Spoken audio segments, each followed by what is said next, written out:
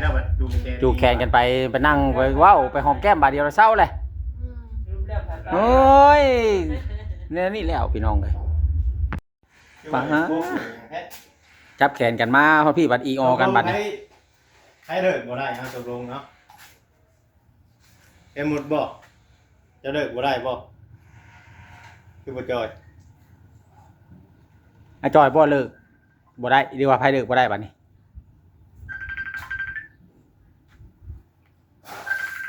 ฮัลโหลฮัลโหลแล้วบัดนี้สิได้กลับอยู่บ่บัดนี้ลงมังแง้วน่ะจอยบัดนี้ยังสิได้กลับอยู่บ่ดงมังแง้วน่ะหรือว่าในใดบัดนี้ว่าสิกลับอยู่ว้าวคักๆได้เมื่อกี้นี่คือว่าบ่กลับแล้วมาบัดนี้บัดจะกลับเลยคือว่ามุดก็ให้โอกาสอยู่บ่แม่นติสิบ่คิดฮอดเมียจักดีบ่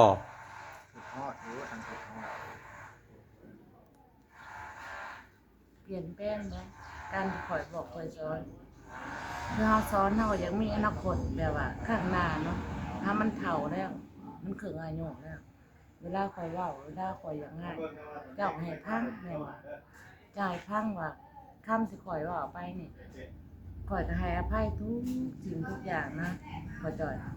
ให้เจ้าสู้อยู่กับข่อย เจ้าสู้อยู่กับข่อยเจ้าสิมีหยังฮอดมื้อ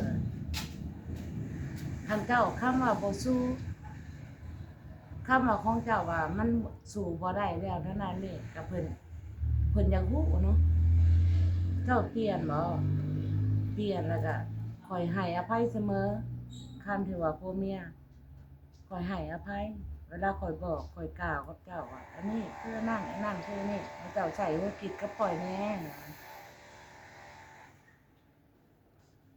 แต่เพิ่นก็อยากพังเนาะเหตุการณ์ที่ว่าเหตุการณ์มันเกิดเรื่องอะไรเล่าในใดอย่างเงี้ยจะว่าออกไปนะพอจอดคอยให้อภัยเจ้าเสมอกันเจ้าปรับปรุงแบบว่าเวลาคอยบอกการทำมากินแนวนี้แนวนั้นเจ้าต้องใส่หัวคิดแน่น้อยนึงจังสิเลี้ยงคอยได้เนาะการว่าผิดพลาดเจ้าก็เข้ามาผิดพลาดเนาะคนเฮาจะมีทุกคนเนาะเจ้าบอกว่ายอมหับผิดแล้วยอมหับผิดแม่นแล้วหนักแนวนี้จะว่าออกไปเนาะให้เพิ่นพังคอยให้อภัยเจ้าเสมอคอยจ่อยคอยสงสารคอยถิ่มบ่ได้ใจอย่างหายว่าวแล้วคอยกระถิ่มเจ้าบ่ได้เพราะว่าเบิ่งลูกแต่ละคนกับสิเลี้ยงเจ้ามันบ่ได้แต่ละคนครอบครัวของเขานางแต่ครอบครัวของเขานางตุ๊กครอบครัวของเขาเอาแตะปลูกกับเนี่ยแต่เจ้าสิกลับมาอยู่เพื่อนลูกอ่ะเจ้าอยู่ผู้เดียวก็บ่ได้สิเป็นกลายเป็นแบบว่าป่วงบ้าคอยยังให้อภัยของเจ้าความคิดเปลี่ยนใหม่ดูพอจอยเจ้าสิสูญอะไรก็ปล่อยไปแบบว่าให้อยู่รอดนะเปลี่ยนก็ถ้าว่าเปลี่ยนก็เปลี่ยนเบิด2กันได้ถ้าว่าสิเปลี่ยนเปลี่ยนบ่ได้แล้วเนาะบ่ได้คันว่าเปลี่ยนถ้าว่าสิไปเฮ็ดหยังก็ต้องไปนำกันได้ไปหาหยังก็แบบว่าไปนำกันเลยคือไปตัดอ้อยนี่บ่แม่นไปนํกันเนาะแม่นถึงว่าที่ฮู้ชึกว่าการไปขายไปอีหลีบ่คือไปลิ้นต้องให้ไปฮู้จักนำกันไปนํกันคือไปตัดอ้อยนี่ตัดบ่ตัดก็ให้ไปอยู่ในเหตุการณ์นํกันนะเพิ่นก็ไปบ่ขาย ง่ายๆว่าคือไปตัดอ้อยจะได้ไปนำกันอันนี้ไปขายนี่สมมุติว่าลางเทื่อบัดยันคิดว่าเจ้านะว่าให้เราว่าเราไปดินไปหยังหั้นนะขายเครื่องขายของบ่เบิดแบบนี้นะแล้วเทื่อไปขายนี่เข้าชานที่ลังเฮือนก็บ่ได้ขายแม่นมันต้องมีมือขาดมือบ่ขาดขายเทื่อมือเบิดมือบ่เนาะแล้วแต่ลูกค้าเพิ่นมาซื้อมือชื่อน้อยมือชื่อหลายแล้วมือเข้าไปมือบ้านนึงหั่นไปขายได้พื้น10,000 20,000แบบนี้แล้วมือบ่ได้ครับหลังบ้านบ่ได้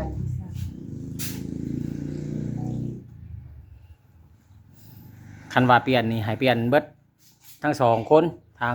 อาจอยเพิ่นว่าคันว่าไปขายก็ให้ไปนํกันและเอ้ยมดก็สิไปได้บ่ครับบัดนี้ในเมื่อว่าพอจอย ตามที่ว่าพอจ่อยว่าออกมาเนาะคำนี้ก็ให้อภัยเสมอแต่ว่าให้พังกันเวลาขายเพราะเอื้อยน่ะเป็นผู้หญิงเนาะสมมติว่าคันเอื้อยมีลูก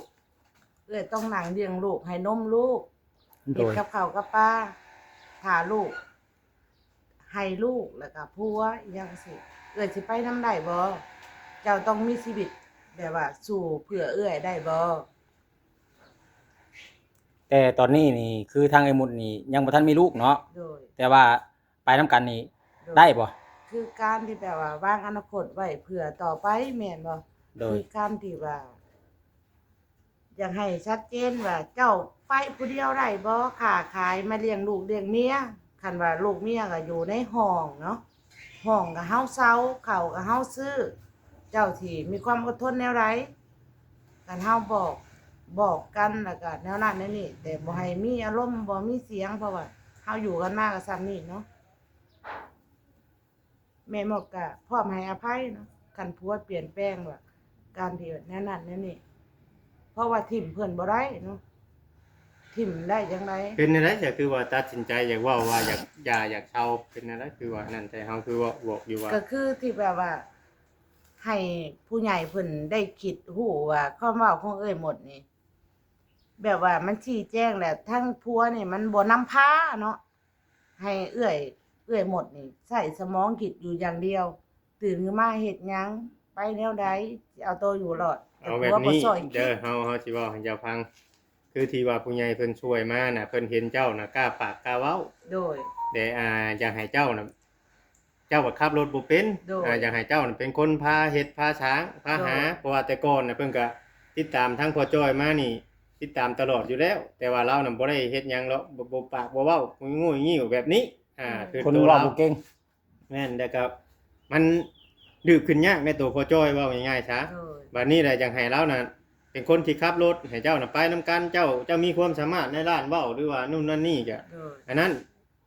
บ่แล้วบัดคือว่ามาอันผิดกันย้อนขายของบ่เบิด แม่คือเอื้อยบอกกาไม่ใส่ความคิดร้ายนะ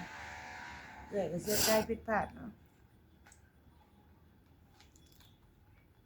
เพราะว่านี่มันการเป็นการฉากละครอีกเรื่องหนึงแบบ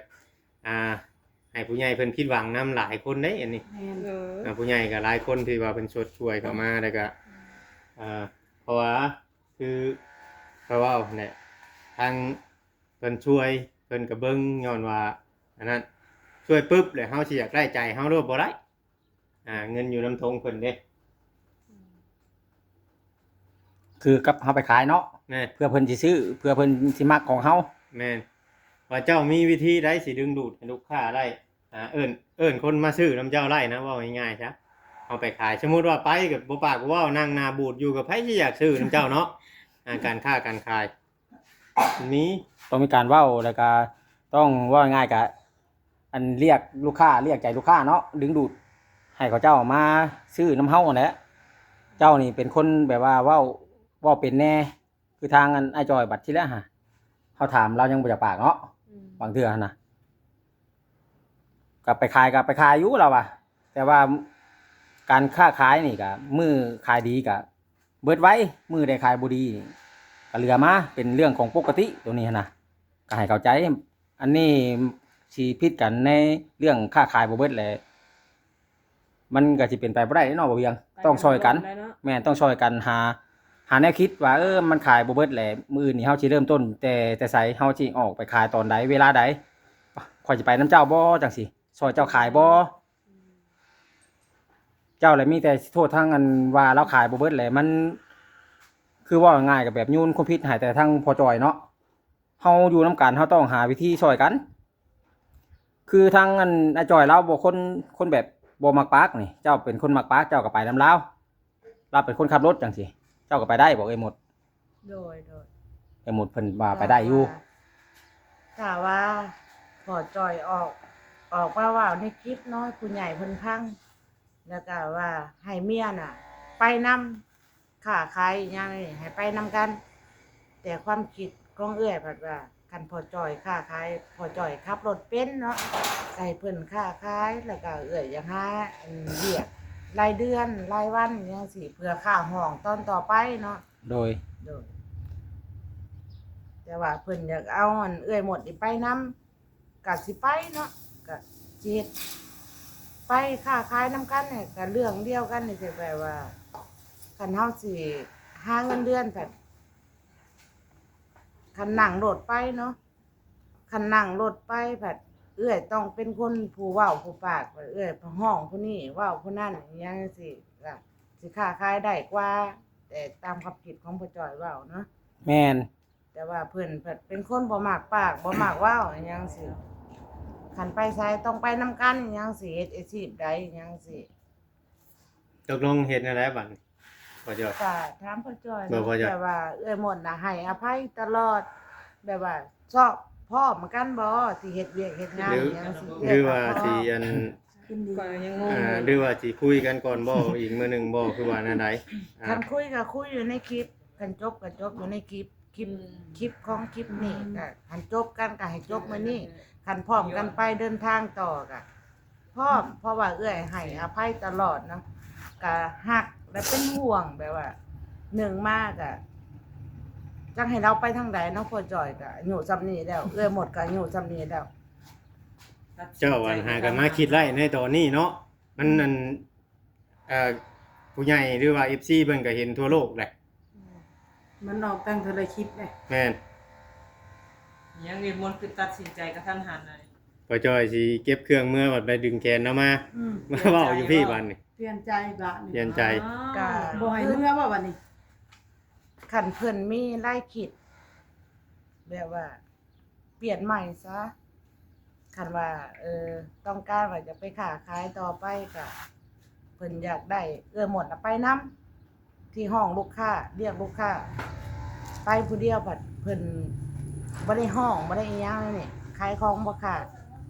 เรื่องที่ผ่านมาก็สิเป็นแน่ๆละแต่ว่าหมดก็ยอมให้อภัยเนาะให้อภัย ไปน้ำมาดิ ก็ไปนำ ค่อยว่า ไปน้ำกัน อยากเงิน แล้วเนาะ ถามพ่อจ้อยผู้ใดอันเรื่องการเว้าว่าให้อภัยนี่ค่อยว่าพ่อจ้อยผู้ใดถามว่าสิให้อภัยเอ้ยมุดบ่แบบนี้ไดเนาะบ่แม่นว่าเอ้ยมุดอัน หรือว่าจังใด สิเว้าเป็นคนให้อภัยพ่อจ้อยบ่ได้เพราะว่าเจ้าเป็นคนเริ่มแบบผิดกับเราเด้ พ่อจอยแล้วบ่ได้ผิดหยังเนาะ แม่นเรามาเจ้าก็ให้เราโลดเมื่อวานนี่ จะไหนพ่อจอย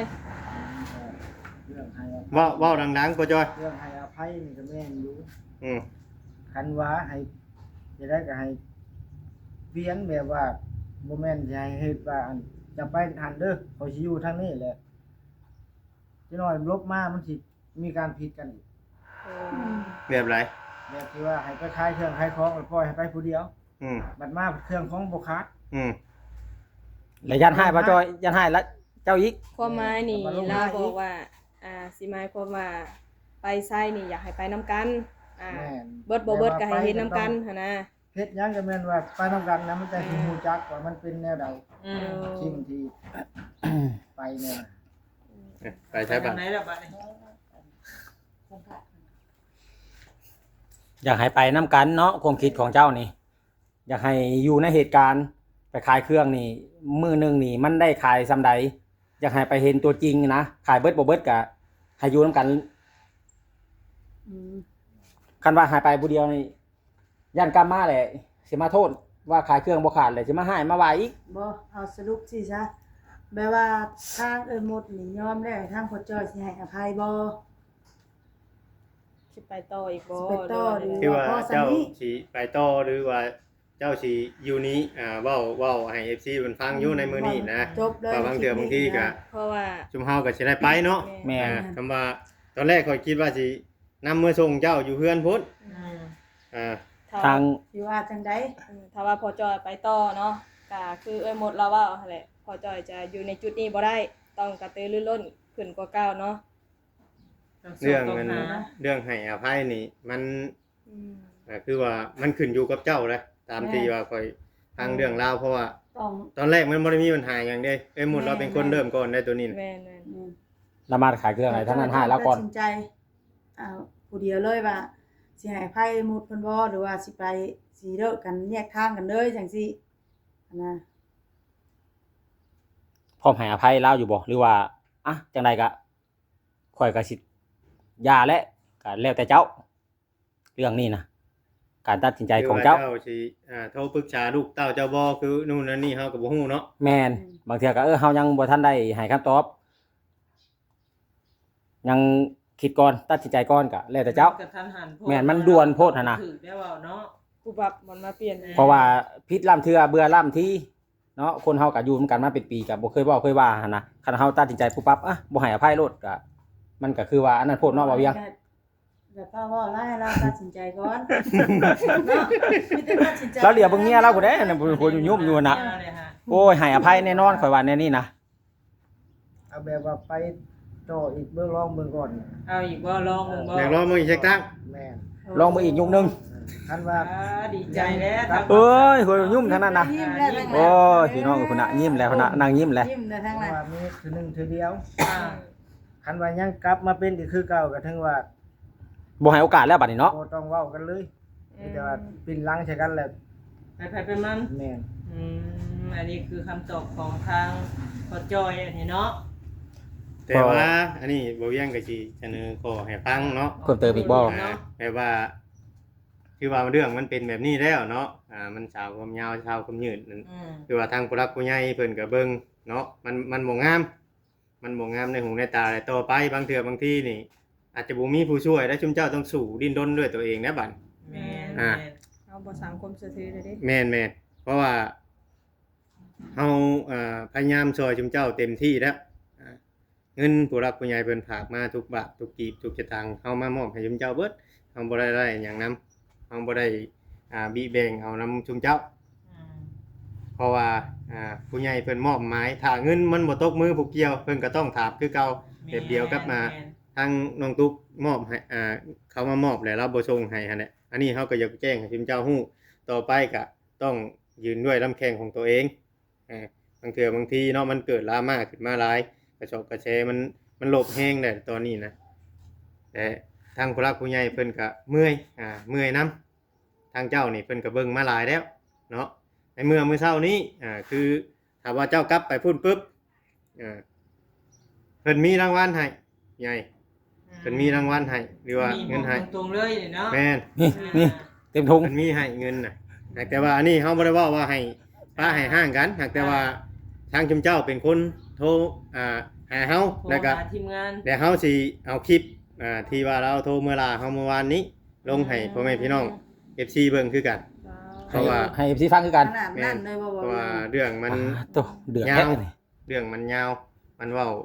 หลายแล้วในเรื่องแบบนี้เฮาปิดบังไว้บ่ได้เพราะว่าทางผู้รับผู้ใหญ่เฮาก็คุยกันกับเพิ่นแล้ว เพิ่นฮู้แล้วเนาะ แม่นที่จริง ฟังมันก็เป็นทางที่มันบ่ดีเนาะ ที่จริงโทรขอเฮาเมื่อวานนี้1 ล้านเฮาก็ว่าสิเอามาให้แต่ว่าโทรไปอีกรอบแรงอีกมันเว้าเป็นอีกแบบใหม่มันบ่คือเก่านะอันนี้แหละเฮาก็มีแต่ว่ามาแจ้งให้เจ้าฮู้ถ้าว่าเจ้าว่าบ่กลับมื้อนี้ก็เฮาก็สิได้ไปทางใหม่เนาะ โดย ลองไป แม่น มีแต่เจ้าคุยกันตัดสินใจได้ยืนด้วยลำแข้งของตนเองเบิ่งเนาะ แม่น แต่ก็มาอยู่ในเมืองแล้วบ่อึดลอกงานคำเฮาบ่เลือกงานน่ะ แม่น สิเฮ็ดงานหยังก็อย่าถ้าเฮาบ่เลือกงานน่ะคือว่ามีเบิด บัดนี้บ่แม่นไอ้หมดเพิ่นอยากปั่นกระแสบ่เนาะ แม่น หรือว่าสิปั่นกระแสแบบว่า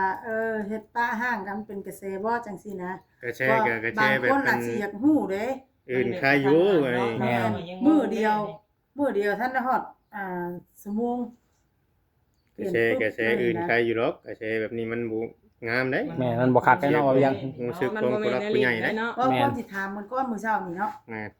กระแสก็กระแสพูดได้เฮ็ดให้อาจอยจนน้ำตาไหล แต่มื้อเช้านี่ยังบ่ได้ถาม เช้านี้ กั เจ้าบ่ได้คุยกันบ่ อืม หาก็คุยกันนั่งย่างมาเมื่อกี้นี่นะบ่ตั้งแต่เช้ามานี่นะ คงจะได้ยินเสียงเมียกับใจอ่อนได้บ่ แม่นยูบกับบาด เมียเว้าหยังจังใจอ่อนแท้ มีหอมแก้มบาดเดียวยูบรถ เพิ่นว่าเพิ่นสิบ่เฮ็ดคือเขาเพิ่นเว้านะ เราอีสิเปลี่ยนแปลงตัวเอง แม่น โอ้ เราสิเปลี่ยน นี่เป็นคนผิด เราสิเปลี่ยนแปลงตัวเองเราคือมาบอกให้เจ้าเปลี่ยนแปลงฉันในคลิป อืม อืม มีแต่อยากให้เจ้าเปลี่ยนแปลงอยากให้เจ้ายอม อืม ข่อยว่ามันเรื่องตัวนี้น่ะมันเราเป็นคนที่จะยอมมันบ่แม่นเจ้า เพราะว่าเราบ่จักแนวยอมเราบ่ได้ผิดหยังเนาะคือทางอาจอยนี่เราเว้าอยู่เป็นหยังก็เฮ็ด ขอโทษนำได้เนาะเฮ้ย แม่น เจ้าคอยเอาดีๆได้ พี่น้องเอ้ยเรื่องมาฮอดตอนนี้ก็ถือว่าบ่ได้กลับบ้านแล้วเนาะ ๆ บ่ แสด ยัง ง ว่าบ่ได้กลับเนาะมื้อนี้เนาะเฮาสิไปทางใหม่ เลยพี่น้อง เอา เอ้ย ๆพี่น้อง ตาแต่ สบายดีเด้อพ่อจอย โด เด้ ย อ สบายดีเด้อ โดย เอ้าพี่น้องเอ้ยเรื่องของทางอันอาจอยแล้วก็ทางแม่มุดเนาะทางเอ้ยมุดอะไรพี่น้องเอ้ยก็ถือว่าเพิ่นบ่ได้เลิกลากันแล้วพี่น้องเอ้ยเนาะตอนนี้ก็ต่างคนก็ต่างแบบเปลี่ยนแปลงแล้วก็แก้ไขเนาะเรื่องราวต่างๆอะไรพี่น้องเอ้ยต่างคนก็ต่างยอมรับว่าถ้าว่าผู้ใดผิดก็ยอมเปลี่ยนแปลงแล้วก็มีข้อตกลงเสนอกันคือในคลิปอะไรพี่น้องเอ้ยโอเคพี่น้องคลิปนี้ก็หลายนาทีพอสมควรพี่น้องเนาะที่พลาดประการใดขอโทษขออภัยเด้อนำพ่อแม่พี่น้องเอฟซีเบิร์ดสุขุสุคนที่เข้ามาเบิ่งมาชมพี่น้องเอ้ยก็ได้ก็ไว้พอกันใหม่ในคลิปต่อไปสำหรับคลิปนี้สบายดี